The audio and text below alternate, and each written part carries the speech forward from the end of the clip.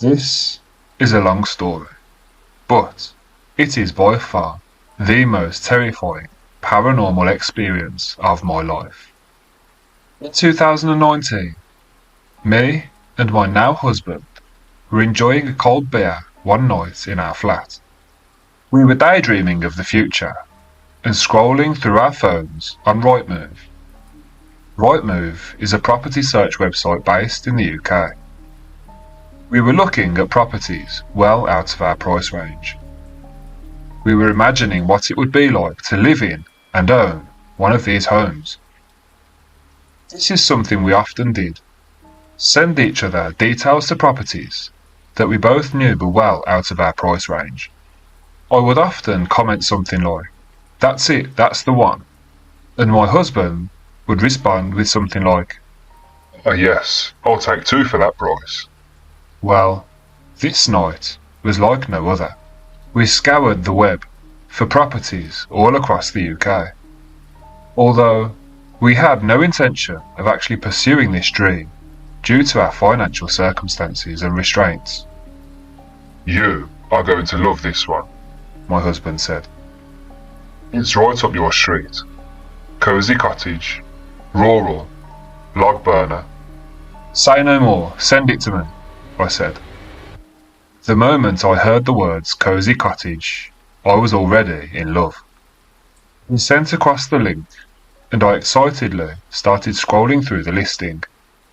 "Oh my God, that's the one," I said. But this time, it was different. This time, it really was the one. My heart started racing as I read deeper into the property specifics. This cosy cottage was everything I'd ever dreamed of, and my husband knew it too.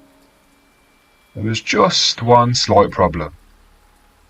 The price. There was no way on earth we would be able to afford this property. And even if we could save the money, a property like that would be snapped up in no time. "We have to go and see it, Leo," I said. He responded, We can't, darling. We really can't afford to buy right now. Besides, that cottage is 2 hours away from here. Would you really like to move that far?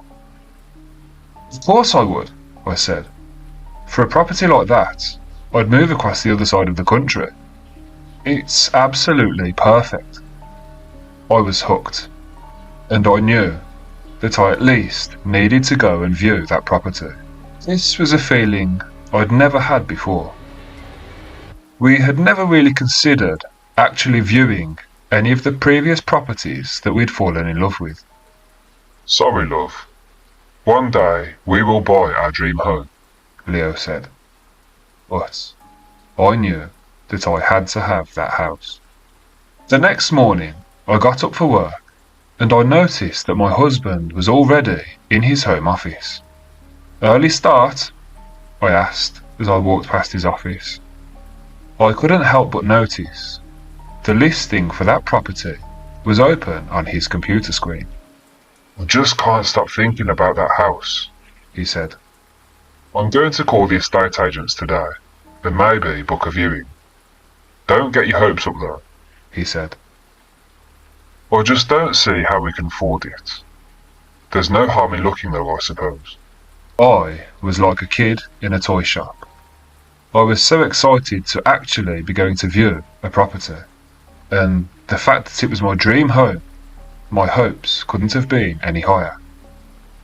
Leo called the estate agents and booked a viewing for the following Saturday.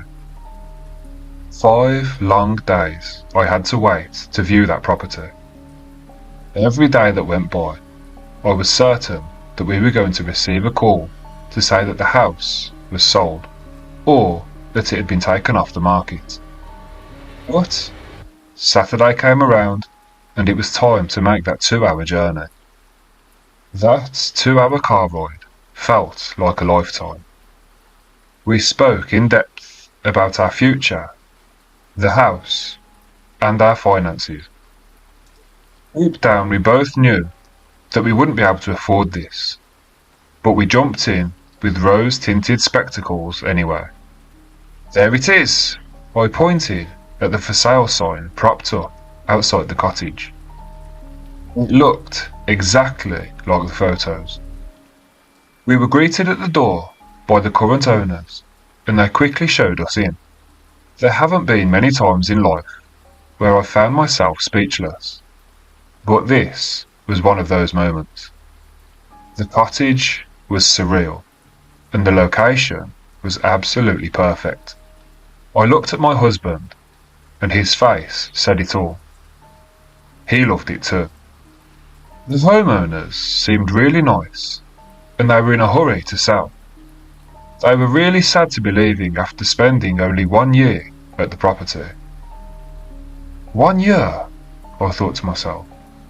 I could easily spend the rest of my life here. Little did I know what was to come. Back in the car, me and my husband sat for a moment in silence. We both just knew that this wouldn't be possible. We did tell ourselves not to get our hopes up before coming here, but now that we'd seen the house up close, we both knew that this was the one. That night, we sat down together and went through all of our expenses. We cancelled all of our unnecessary subscriptions, desperately trying to find an inch of a possibility of scraping together the deposit required for that property. No matter how hard we tried, we fell at least £10,000 short of what was required. Disheartened and exhausted, we both agreed that it just wasn't possible, and we just have to forget that we ever laid our eyes on that house. We emailed the estate agents, thanked them for their time, and asked them to keep us updated with regards to any sale of the cottage. The following day was just like any other normal Sunday. We met up with family, went shopping, and tried to put that cottage to the back of our minds. That was, of course, until Leo had an unexpected call that he needed to take. Really? You're going to answer that? It's a Sunday. Can't it just wait until you're back in work tomorrow? I said. I won't be long. I'm not sure who it is, but it could be urgent. He took himself off to answer the call. Roughly 5 minutes later, he walked back into the room. Only, judging by the expression on his face, it looked like he'd seen a ghost. What's wrong? I shouted as I hurried over to him. You're never going to believe this, he said. Somebody has just offered me a job on the side. A cash in hand sort of thing. I said, that's great, but do you think you can do it?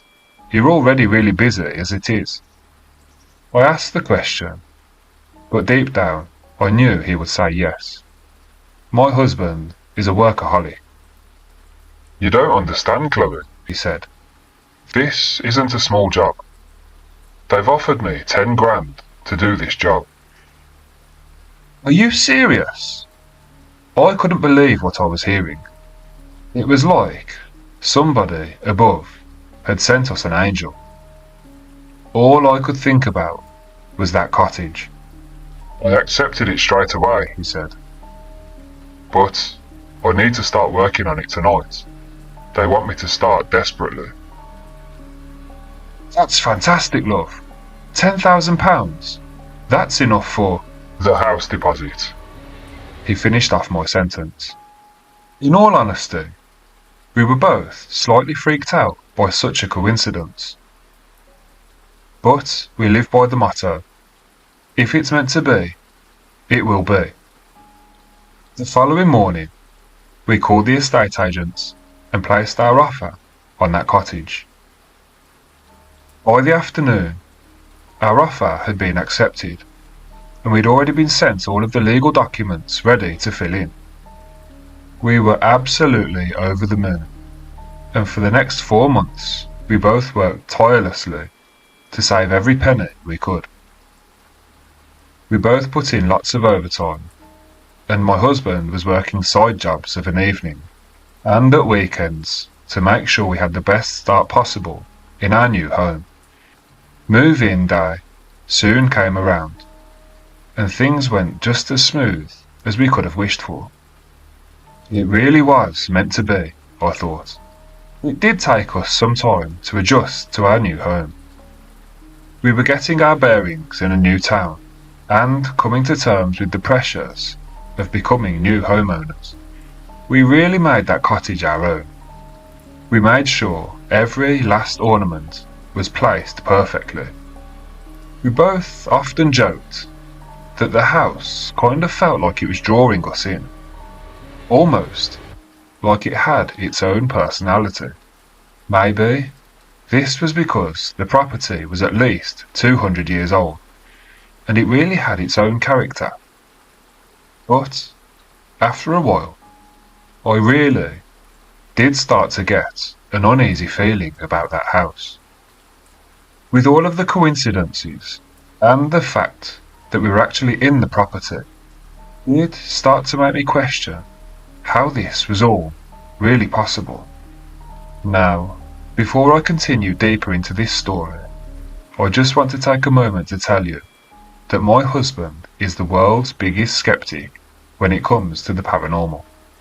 We couldn't be more opposite when it comes to our beliefs of the paranormal and supernatural. In some ways, this is a good thing, as he would rationalise some of my experiences, putting my mind at ease in the process. On the other hand, it could be really frustrating when he refused to believe some of the things I was explaining to him. Anyway, back to the story. We had now been living in the cottage for a few months. For the most part, we had settled in pretty nicely. There were just a few small things that seemed slightly out of the ordinary. Items would disappear, then reappear in random places. Keys, placed on the side in the kitchen, would go missing for days, and then show up in a bedside cabinet. TV remotes would randomly appear on the side in the kitchen, and we would both swear that we hadn't moved them. I was becoming increasingly concerned by these experiences, but my husband just put it down to tiredness. As frustrating as it was, I thought he was probably right. We were both working really hard during the day, and then decorating the house at night. We were probably just misplacing items ourselves, right? It was a Friday night. We both stayed up late watching a movie, and I had drank one too many cups of tea. We soon went to bed, and as expected, I was up in the middle of the night, needing to use the loo. The route to the bathroom from the master bedroom was as follows. Come out of the bedroom door, and to the right was the staircase. Turn left, and the bathroom was immediately in front of you. Turn left again, and there was a long, dark hallway which led to the spare bedroom. The spare bedroom was always closed, because there was an open fire in that room that caused a draft down the hallway. As I approached the bathroom, something in the back of my mind told me to look down the hallway towards the spare bedroom. To my shock, the door to the spare bedroom was wide open, and to my absolute horror, there was a dark figure lurking in the corner of that room. I froze in fear, petrified, completely unable to move. All I could do was watch on, when right before my eyes, the house transformed back in time to the 1800s. There was now an iron cot in the corner of the room where we'd placed the wardrobe, and the fire was burning, even though it was now out of use. I was totally confused, but still unable to move due to the adrenaline rushing through my body. I watched on as that figure emerged from the corner of the room and walked over towards that cot. It was a woman, dressed in a white Victorian-style dress, She was crying hysterically and looking down into the cot at what I could now make out to be a deceased child. My heart was racing, and I now managed to take a step closer to the bathroom door. The floorboards underneath me creaked, and in that moment I could feel a pair of eyes burning into the side of my head. I turned my head, she looked up, and we both locked eyes. I screamed from the top of my voice before running back into the bedroom and slamming that door shut behind me. What is it? My husband jumped up out of bed. I just saw a woman in the spare room. But it wasn't the spare room, it was different. It was like it was in a different time zone, and What? he asked, still half asleep. Before I could even answer him, he was up and walking out of the bedroom door. No, wait! I shouted as I ran after him. We both walked out into the hallway, and that bedroom door was shut. There's nothing there. He said, as he opened the door and looked around that room. The room was back to normal. You were probably just sleepwalking or something, Chloe. It's 3 a.m. Go back to sleep. I know what I saw, I said, in a really annoyed tone, before going back to bed. That night, I didn't sleep a wink. I kept thinking about that woman. Who was she? Why was she crying? And what happened to that baby? Questions I knew I'd probably never get the answers to. The next day, we both went about our days as usual. Whenever I tried to mention that ordeal to my husband, he just kind of dismissed me and put it down to tiredness. Frustrated, I knew that this time, this wasn't the case. I knew what I'd seen, and I just couldn't stop thinking about it. A whole year had passed since that night. It was now 2020. COVID was on the rise, and lockdowns were on the way. The past year had been pretty uneventful in the house. The odd items were still being misplaced here and there, and occasionally I'd be convinced that I'd seen something out of the corner of my eye. But there was nothing really that couldn't be explained with logic. Things like a breeze moving a curtain, or shadows caused by car lights shining through the window. One thing was for sure though. I hadn't seen that lady again. We were both now working from home. We were in that cottage 24 hours a day due to COVID. We were both starting to get cabin fever when restrictions were finally lifted for the first time. The first thing we did was book a week away in North Wales. Wales had our heart.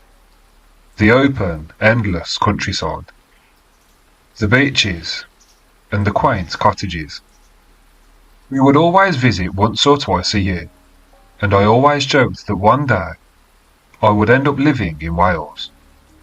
On our visit this time though, we walked past an estate agent in a small village. We saw an advertisement for a small cottage, and this time it was well within our price range. Look at this, love.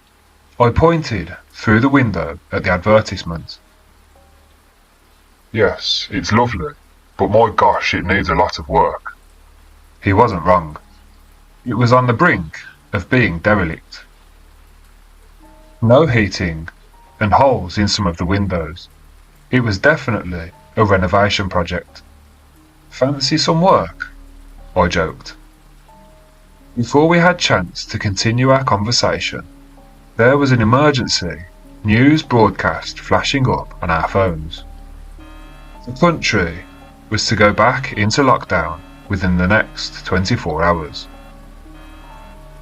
We had to rush back to the holiday let and pack up our things and head back home. Back home, our spirits were low. We were always sad when we had to leave Wales. But this time, it felt different. We were both mourning the country and couldn't wait to return.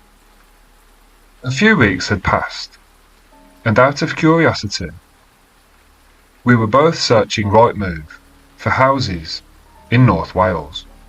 That derelict cottage was no longer for sale, but that wasn't a huge surprise for me. It was priced perfectly for a property developer to snap it up. We had a lengthy discussion and decided to put our cottage up for sale. Maybe it was the lockdowns. Maybe it was something else. But our perfect cottage didn't feel so perfect anymore. The inviting feeling we both once felt in that cottage had disappeared, and now it just felt cold. We spoke with a few different estate agents and promptly decided who we would list our property with. Within a few days, there was a for sale sign outside our house. Now, like I said, something felt different about the house. The energy had somehow shifted, but nothing could have prepared me for what was about to happen. The second that for sale sign went up outside our house, it was like we'd awoken something evil within the walls of our home. That same night, the for sale sign went up. Me and Leo were drinking some cold beers and celebrating. Cheers to whatever the future brings, we said. We had a late one, then headed off to bed. I remember feeling easy, almost as if I was being watched that night. But I put it down to maybe having one too many to drink. Tossing and turning, I struggled to get to sleep. My husband, on the other hand, was flat out and snoring next to me. I think I was just about to nod off when instinct told me to open my eyes. There she was. The woman that I had seen over a year ago was now standing over our bed. The unmistakable outline of her Victorian dress and her long, dark Victorian-style hair. She was staring directly at my husband while he was asleep. I closed my eyes, hoping that when I reopened them, she'd be gone. Slowly, I opened my eyes. But she wasn't gone. She was still there, only now she had her hands out, slowly reaching for my husband, reaching straight for his throat. I screamed at the top of my voice and watched as she contorted her head towards me. With a sinister grin on her face, she was still leaning towards my husband. Hands stretched out, ready to strangle him. I dived under the covers and once again jolted my husband awake. Are you okay? He shouted. I was sobbing, totally inconsolable, unable to explain to him exactly what had just happened. Chloe, what's wrong? You're really starting to worry me now. He sat up, gave me a cuddle, and calmed me down before I could talk. I saw her. Saw who? He asked, understandably confused. The woman. The same woman I saw in the spare bedroom last year. Only this time, she was trying to kill you. Usually, he'd have some witty excuse to explain away what I'd seen. But this time, he could tell I was dead serious. I was an absolute wreck. He had never seen me like this. And somewhere, in the back of his mind, he could tell that what I was saying was absolutely true. I didn't sleep very much for the next week, and Leo could see that the house was really draining my energy. We pushed on to find a new property as quickly as possible. We accepted every viewing for our cottage, and within a week, we had found a buyer for our house. They put in an offer just over our asking price. We were absolutely ecstatic and accepted straight away. As usual, that night, we toasted to selling our house. We were stood in the kitchen on FaceTime to our family, sharing the good news. I just need to use the loo, I said, before running upstairs. Leo was still in the kitchen, on FaceTime to his mother. I was washing my hands in the bathroom, when once again I had that uneasy feeling come over me. Once again, I felt watched. I felt as though someone or something was waiting outside that bathroom door for me to come out. Fighting through the fear, I slowly opened the bathroom door. Standing in the doorway of our master bedroom was that woman. She was partially blocking my only exit to the top of the staircase. I once again froze in fear as she turned and looked straight at me. Her face contorted and her eyes turned black. She started to scream hysterically in my face, and dark tears started to stream down the furious expression on her face. She began moving closer towards me, and I ran like hell for the stairs. I closed my eyes and let out a terrified scream as I ran past her down the stairs into the kitchen. "She's here! She's at the top of the stairs!" I cried as I ran to Leon. His mother was still on the other end of the phone. It's okay. You're safe now. Leo once again tried to comfort me, but just as before, I was way too distraught. We slept in the living room that night. I went to the toilet together on shifts. Whoever, or whatever she was furious with us for some reason. Maybe it was because we'd listed the house for sale. I don't know, but something had definitely changed in that house. Over the next few months, we were dealing with solicitors and estate agents on a weekly basis. Nothing about the sale of this house was smooth sailing, and we hadn't yet found a house to move into ourselves. Our hearts dropped when we lost our first buyers and had to relist the house for sale. We both decided that if we hadn't found another buyer within a fortnight, and we hadn't found somewhere to move to ourselves, we would just take the house off the market. One evening, we were scrolling through the internet for houses, and I noticed a listing for the house that started all of this. That derelict cottage in North Wales had been relisted, and this time it had been listed for even cheaper than before. I showed my husband, and we agreed to book a viewing straight away. The following weekend, we made the 3.5-hour journey to North Wales to view that small cottage. We had never been to this area before. We knew nothing about it, and for all we knew, the house was so cheap because of the area. Nevertheless, we went anyway, and when we arrived we couldn't help but notice just how rural the area was. There were no main roads, no neighbours, not even any streetlights. Just this tiny cottage standing on its own amongst fields and acres of farmland. The area can't be that bad if there's no one here. Leo joked. What a view though! I pointed towards the end of the garden. That view was like something out of a painting. It was in that moment I knew it didn't even matter what the house looked like on the inside.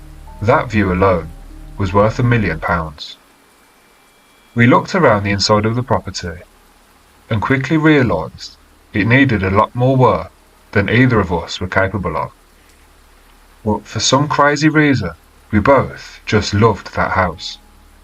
We thanked the estate agent for showing us around and asked if there'd been much interest in the house. Yes, we have 5 more viewings booked in today and plenty more over the weekend, they said. We hurried back to the car and knew that if we really wanted this property, we would have to move fast. I don't know what it is about that house, but I just feel really safe in there, I said to Leo as I was buckling my seatbelt up.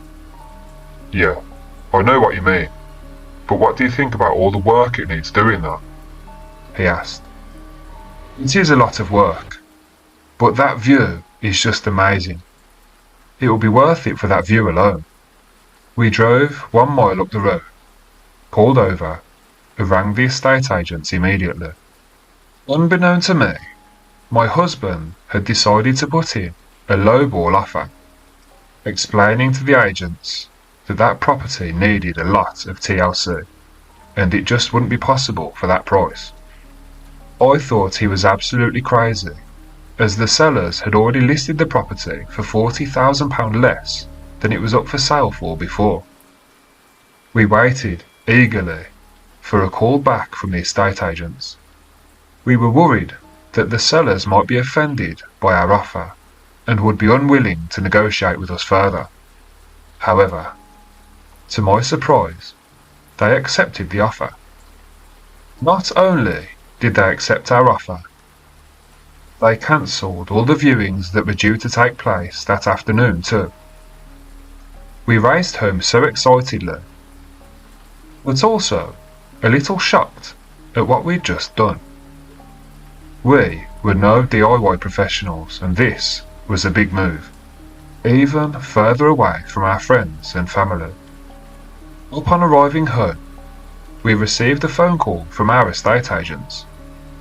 We had received another offer for our house, once again just above the asking price. This time, it was a first-time buyer who wanted to move quickly. And as the house we had just purchased was empty, the chain was short.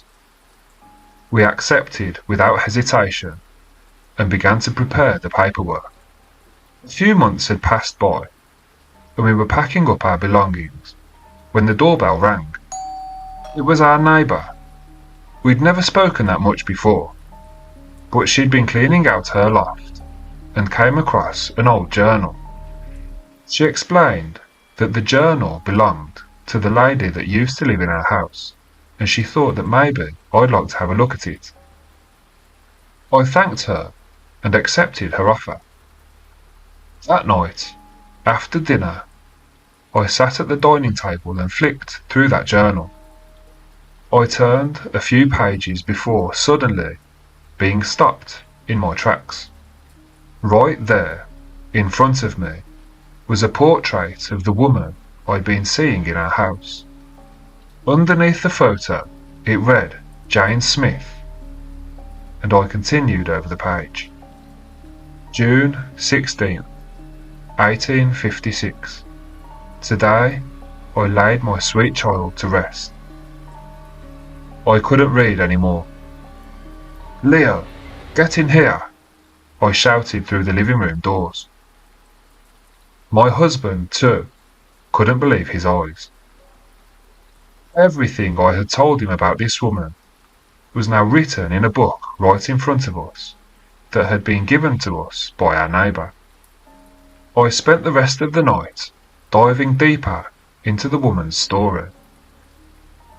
I found out she married a nobleman and went on to become what some might consider famous in the Victorian era.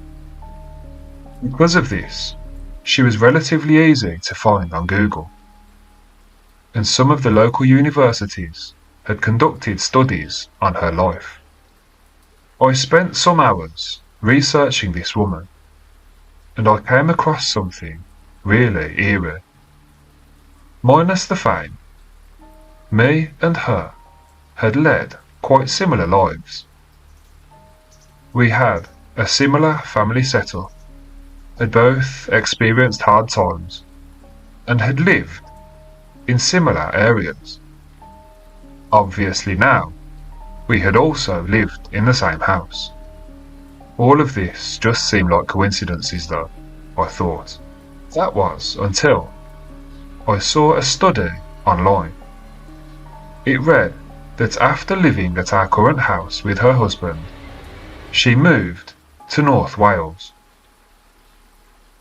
But not only did she move to North Wales, she moved to exactly the same town that me and my husband had just bought a cottage in. I was officially creeped out. Was this woman following me?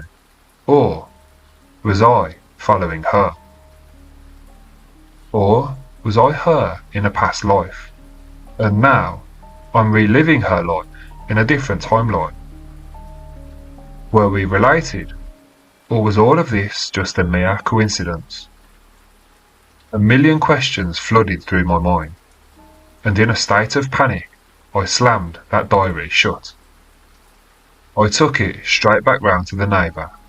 I never wanted to look at that diary again. After this, the sale of the house went through really smoothly.